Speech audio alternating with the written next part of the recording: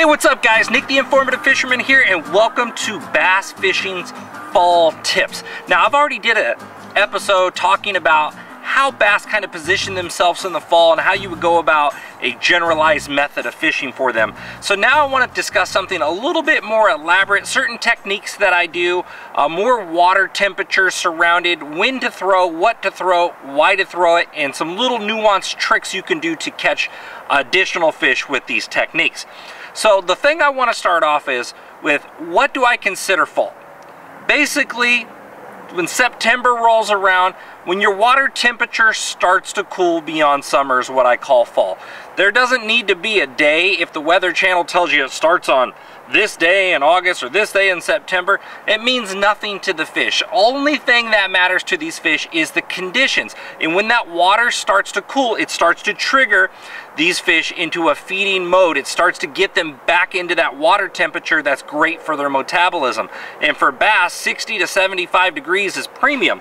So when that water temperature generally starts getting back into the mid 70s is usually September, later September, and right then those bass are just coming out of their summer phases. So you're still going to find a lot of those bass out on the main lakes, away from the creeks, maybe near the flats, okay? Well, I know you're going to hear a lot of fall videos that's going to say, oh, they're in the creeks in the fall. Well, there's a lot of time for fish to move around in the fall.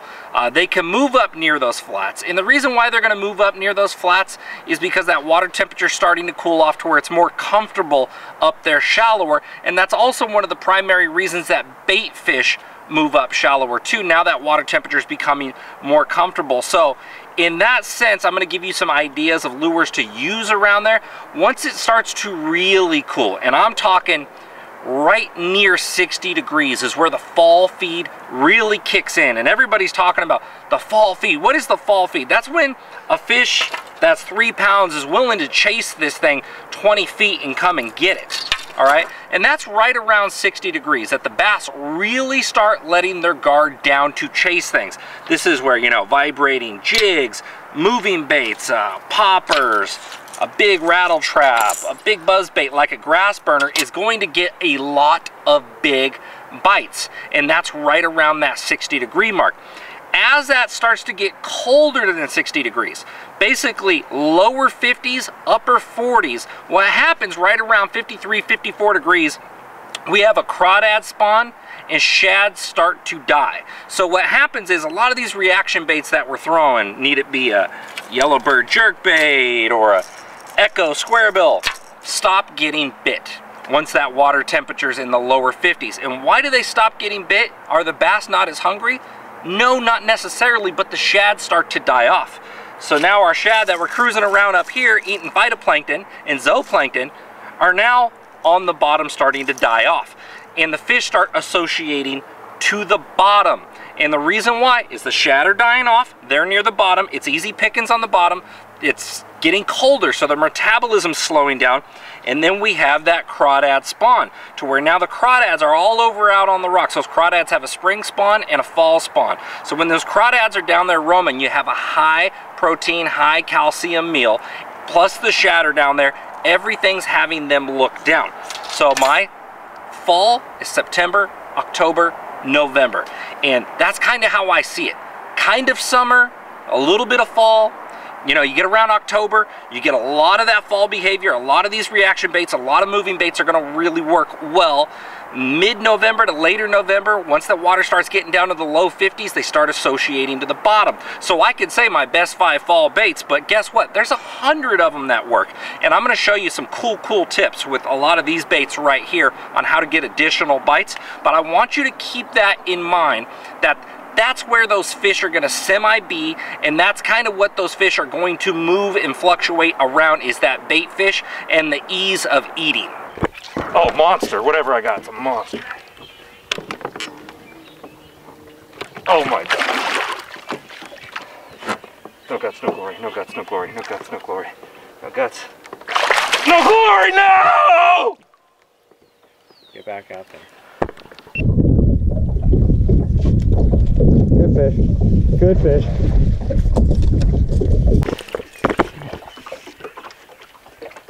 What is it? What is it? Big largemouth. God, another giant largie.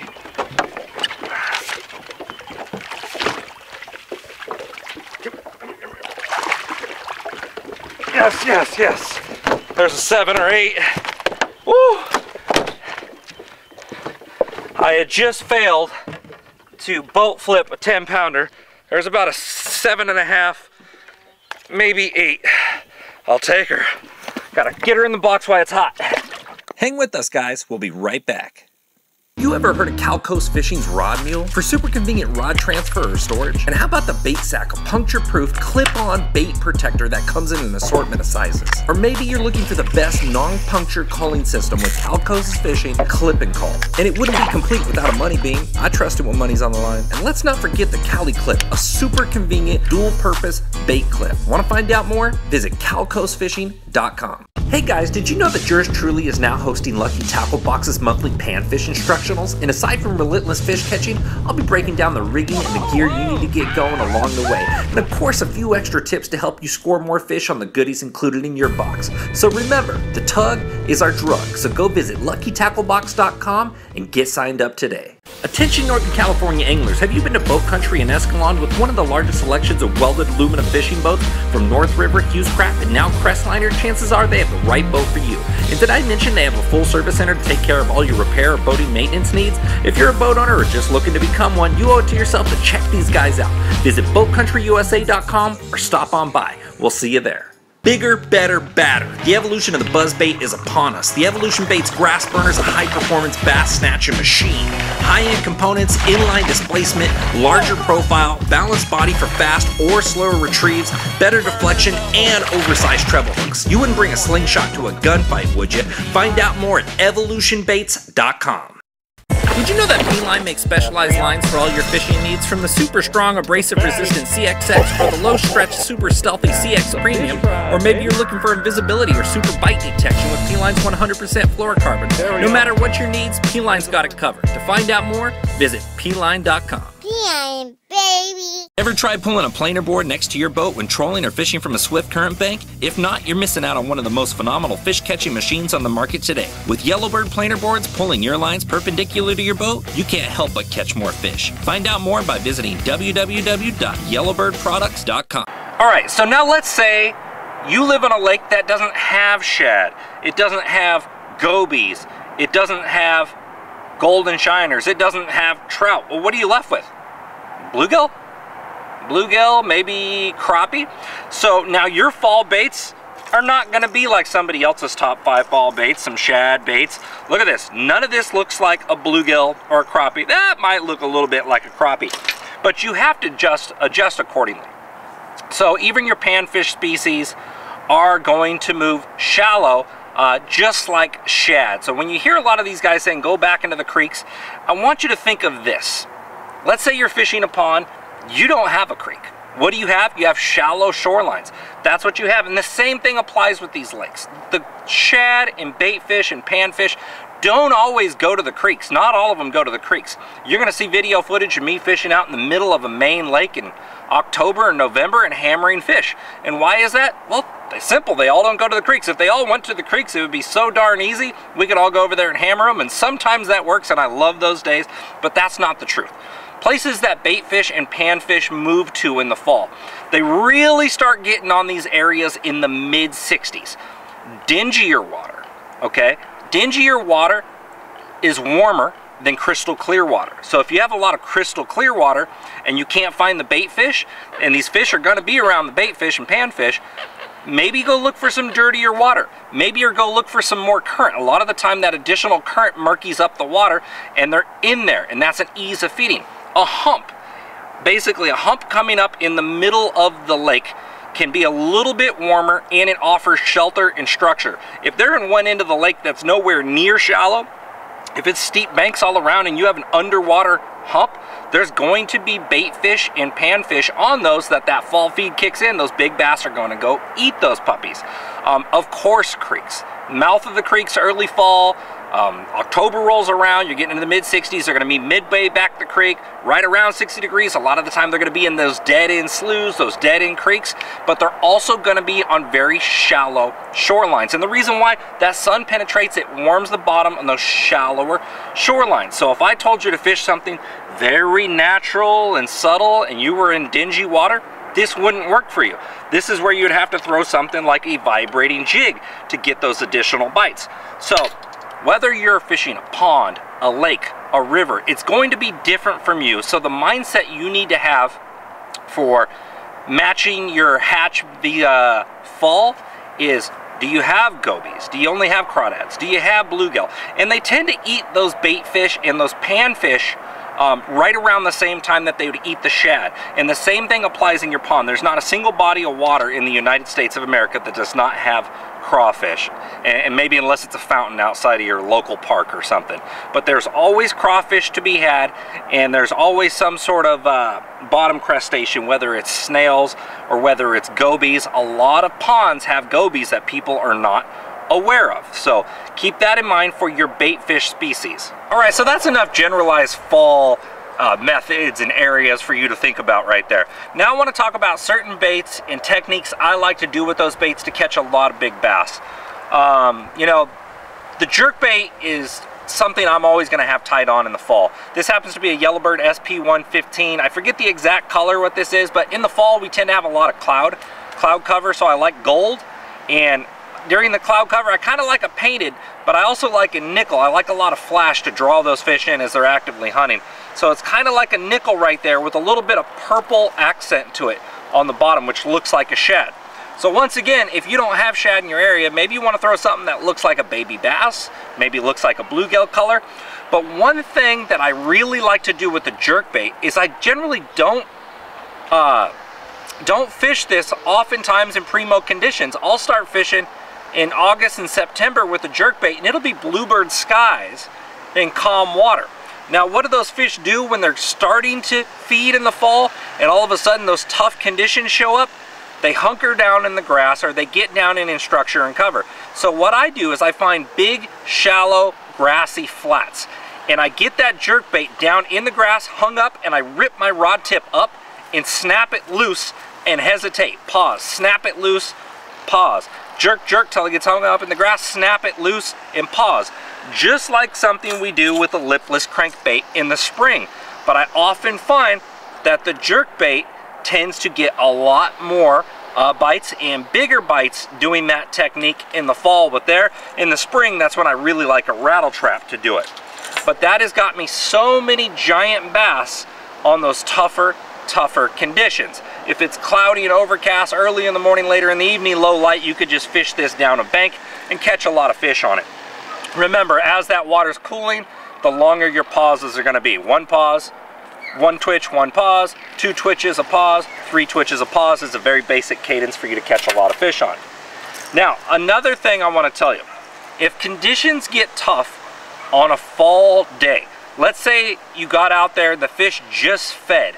The nice part about a square bill is it can force them to react, because it's moving so fast they'll just slap at it. And that's the nice part about treble hooks. They're going to get hung up on there, and you're going to land a lot of those fish that slap at it. But even if they're hungry, they'll also eat a square bill. So it has the benefit of two things, to where I'm always going to have on, if I'm fishing around shad or a bait fish lake, I'm always going to have a bait fish presentation. If I'm fishing in a pond, it's going to be a bluegill or a crawdad presentation. Of course, later, crawdad, earlier, bluegill. One thing I really like, and you probably heard me say with the jerkbait, when it's cloudy and overcast, I like a painted finish right there. That's that Bill Lewis Echo 1.5.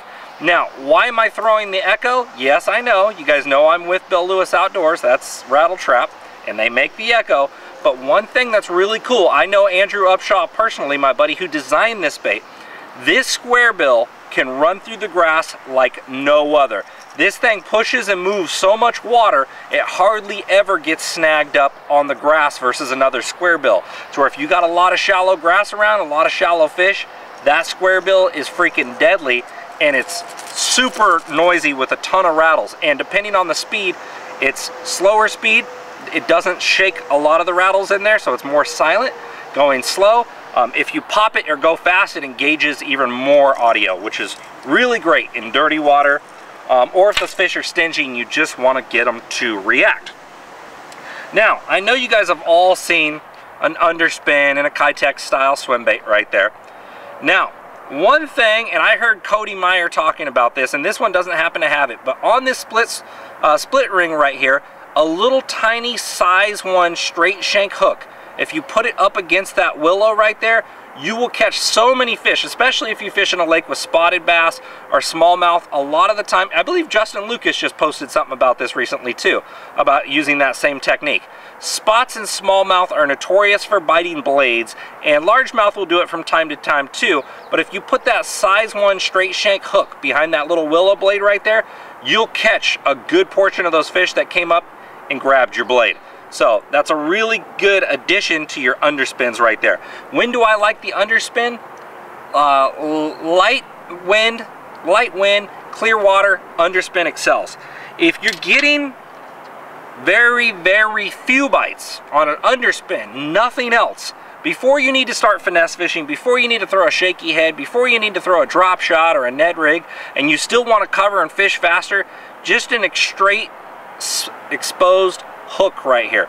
And a lot of the time I'm going to use the 2-aught, okay? The 2-aught with the little jig head on here, and I'm going to throw it on slightly lighter line, 10 or 12 pound fluorocarbon on a medium power bait caster. If you don't have that, grab your spinning rod and you can throw it on that. The reason why I dropped to that smaller jig head in the 2.0 versus a standard one that normally has a 3 to 4.0 is I'm going to get more bites. It's more finessey. You're going to encourage more fish to eat it. It looks more real, looks more lifelike the smaller it is. You're just going to get more bites and put more fish in the boat, and it's going to help you find out where those fish are located. If you catch 2 or 3 fish on a bank with this and it was tough, let's say maybe they're all 2-pounders and you were looking for a 3-pounder, at least you know where you've likely located fall fish, which tend to school, and you can come back through there and thoroughly pick it apart with like a vibrating jig, and maybe you will get that big fish to eat it at that point, maybe the 2nd, 3rd, or 4th cast, versus going through there with this and they didn't bite it on the first one. You didn't locate fish, but with something like that you can locate fish faster, and then you know you can try for that kicker one at the same time. Another thing I always have tied on the fall is a white frog. Now, let me tell you something about white. White is the only color that reflects ultraviolet, UVA, the ultraviolet radiation, same one that burns our skin. White does not look like white to a bass. White looks like a disco ball. It looks like a shiny bait fish. There's going to be so many places in the fall you're going to see fish pushing up bait on the shoreline somewhere, and there's branches and twigs and everything around, and you'll have some other bait tied on, all right, and you can't place it where you can place a frog. Always have a white frog ready to go, and always open up those hooks a little bit too. In the fall, fish tend to smack things a lot, then come back and eat it. So one thing you want to be very thorough of in the fall when you're fishing topwater, when something blows up on it, reel down, make sure they have it before you set the hook. A lot of the time the fish are coming up competing with one another, so they don't get a clean shot on it. They'll hit it and knock it out of the wall, or they'll swirl on it. But you have those fish committed, and if you go to hook set, you're pulling it away from those committed fish. Make sure they have it, especially in the fall. Fish will come back and commit to that. And I guarantee you, they're not going to short grab it in the fall. If there's 1 or 2 competing with it, make sure they got it. They'll hold on to it. They don't want that other bass to come up and take it out of their mouth. So make sure they got it before you set the hook. One thing I want to, this is why I throw a grass burner. Evolution baits grass burner a lot in the fall. This is what I've been throwing in the ponds. A couple places that don't have shads, a bluegill pattern right here. The same thing, treble hooks on it. Fish that are slashing in the fall, this is where the grass burner will slaughter a traditional buzz bait. You might want to throw a double buzz if there's a lot of surface grass, because these could get hooked up in that. But if you have open lanes, timber, rock banks, that grass burner is going to slaughter 9 out of 10 top waters every single day of the week in regards to the fall. Another thing I want to say, one of the most underrated fall baits of all time. Whoa, we got a big fish hooked up right here. One of the most underrated fall baits of all time. That's a huge fish we got hooked up out there. Let's land this fish real quick. and I'll get back to that popper.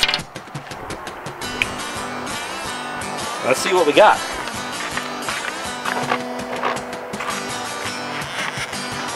Hey Dad, come film this. Let's go! Daddy, go fish! Yeah, I got one, buddy.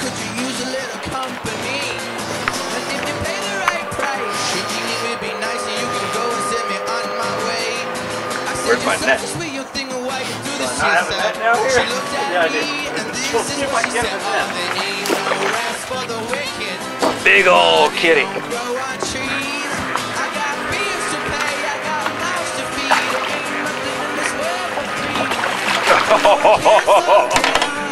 That is way too small for this catfish. Okay.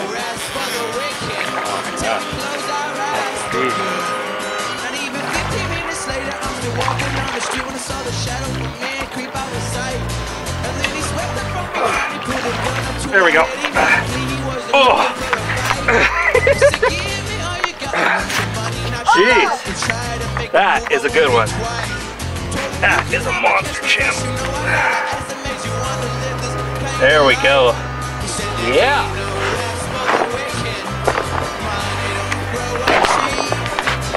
Here we go in the water.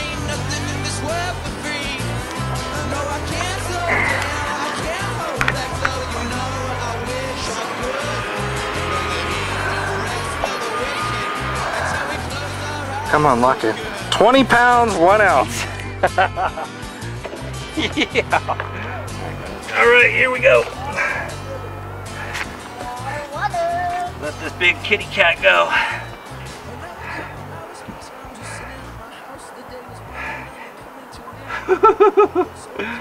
What a monster. Yeah. Okay, like I was saying before that catfish decided to put up a war, one of the most underutilized baits is a popper in the fall. You know, a lot of us learned to fish with a popper when we were young, and then we thought like, okay, this is a bait that just kind of just fell off. I will tell you guys, the popper is probably one of the top 5 most deadly fall baits for catching numbers of bass and big bass. Count in your head how many topwaters with exposed hooks you can pop and just sit in one spot. An exposed frog, but he doesn't have these big treble hooks hanging from it.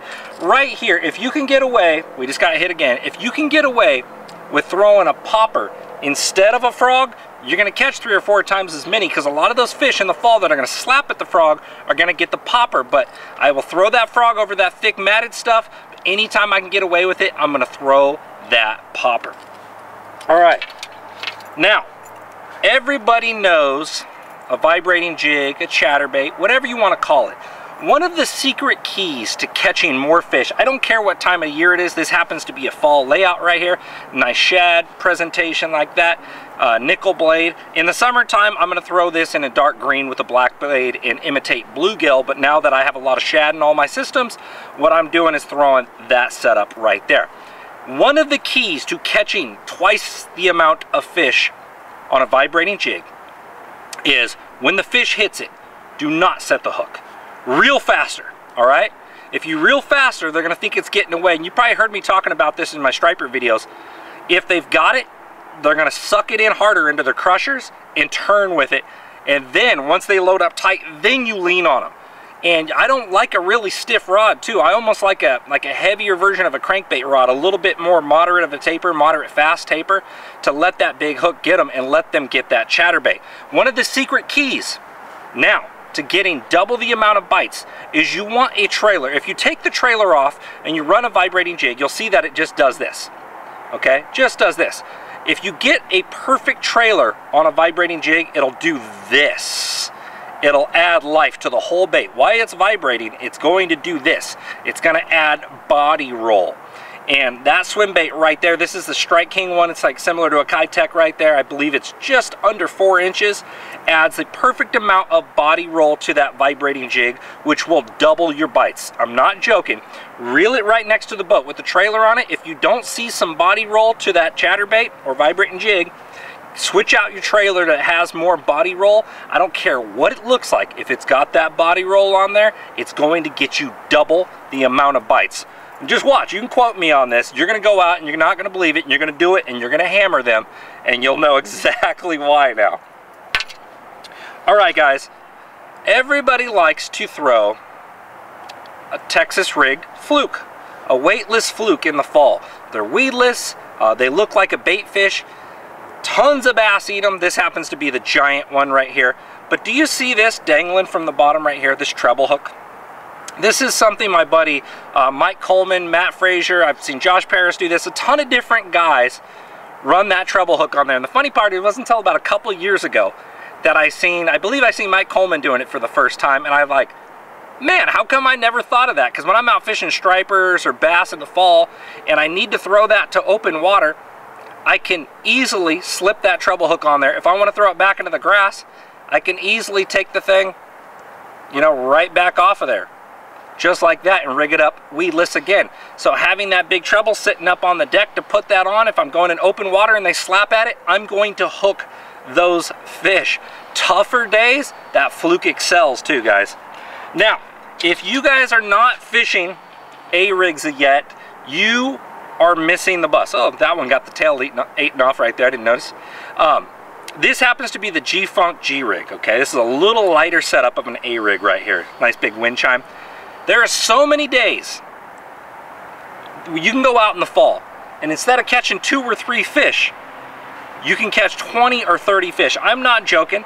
I became a believer in A-rigs a couple years ago when my buddy Jason Borofka, not my Jason, my buddy Jason, you know, introduced me to really throwing A-rigs. I dabbled in it from time to time, and yeah, these are expensive. You're talking $30, $40 completely set up and ready to go.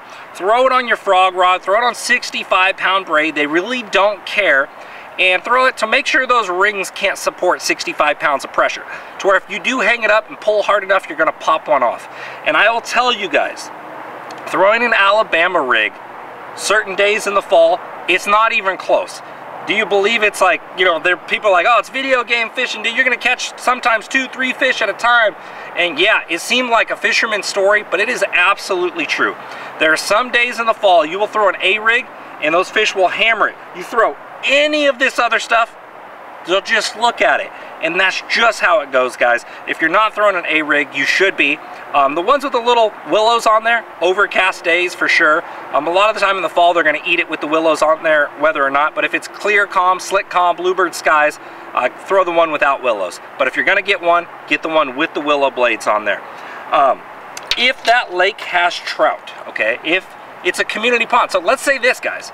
A lot of you guys that are stuck to the bank, a lot of these community ponds plant trout. Now let me tell you, if you were not throwing a glide bait the day of them planting the trout, and within the next 3 to 4 days, you're missing out on the biggest bass in that pond, in that lake, in that river. If they stock trout, get yourself a glide bait. Just looks like a big bait fish. You can get the one that looks like a rainbow trout or a giant shad like this, and you will catch monster bass. So many guys go to these ponds that they plant trout and they never throw glide baits. I'll go to these community ponds and I'll throw it out there and catch 7, 8, 9 pounders. And I got my buddies like, I didn't even know those things live there. I'm like, yeah, they plant trout in them every single fall. So hopefully those tips helped you guys out. I have a ton more of this stuff coming out. I'm never going anywhere. I'm gonna be in this industry for the rest of my life. I love doing what I do. I love teaching you guys. If you have any questions, feel free to write them down. It takes me a long time to get back. My email's informativefisherman@gmail.com. It's about a 6 to 7 month waiting list to get an email back.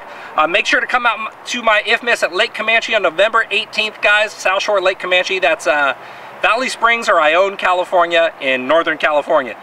This next November here. So come on out, guys. Thanks for watching. informativefisherman.com.